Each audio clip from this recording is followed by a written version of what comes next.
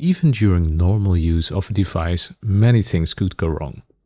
Not because a user tries something wrong, but because they do not succeed in doing the right thing. Or maybe they even do that right, but something else happens and causes a fault. For example, in traffic, even if you are the world's best driver riding a well-maintained car, you could be hit by someone not paying attention. You might get into a slip due to a badly manufactured tire suddenly exploding, or due to a tire getting punctured by something sharp that fell off the truck before you.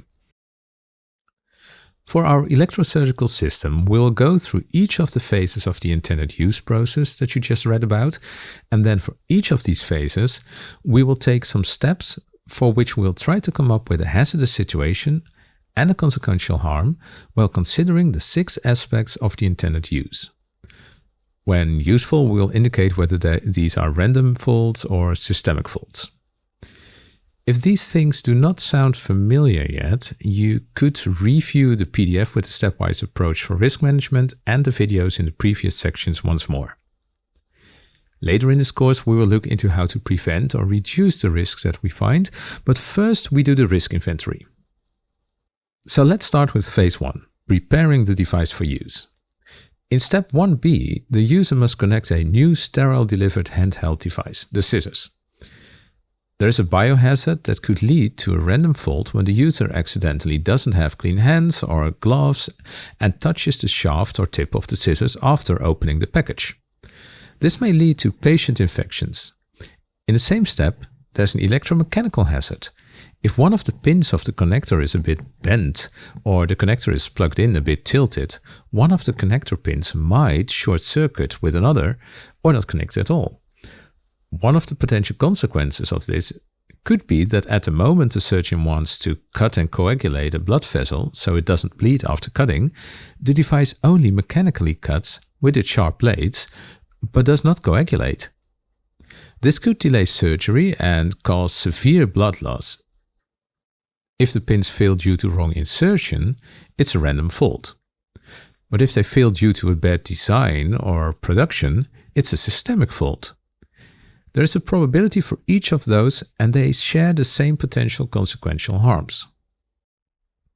In phase 2, connecting the patient, and specifically step 2d, it is essential that the return electrode makes good contact with the patient's skin.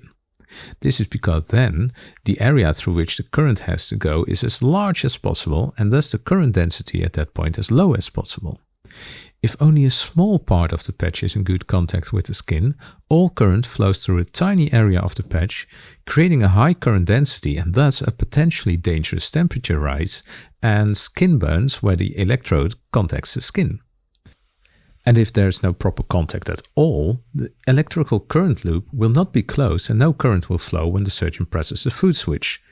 If the surgeon doesn't notice, the same harms may occur as when the handheld device connector fails. In phase 3, insertion of the scissors into the patient, step 3a describes that an incision of at least 10 mm is needed. If the surgeon misjudges how large 10 mm is, they may have difficulty inserting the scissors, causing these incisions to tear out. Or if the surgeon pushes hard to get through the narrow incision and suddenly the scissors pop through, organs or blood vessels may be damaged by the scissors tip, potentially causing blood loss, organ damage, or infections. In phase 4, if the scissors have been properly positioned and put in place to perform some coagulated cutting, step 4c, the actual surgical action, may go wrong with the current device. Because the foot switch pedals have the same color and are unlabeled in the current device, proper use entirely depends on whether the user remembers the instructions and has the switch in front of them properly. After all, from your position, which pedal do you press if you want to make sure you coagulate while cutting a blood vessel and not just cut it open? This situation is a typical systemic fault caused by a design flaw from a usability perspective. We can expect many users to make the same mistake simply because the designed interface is unclear.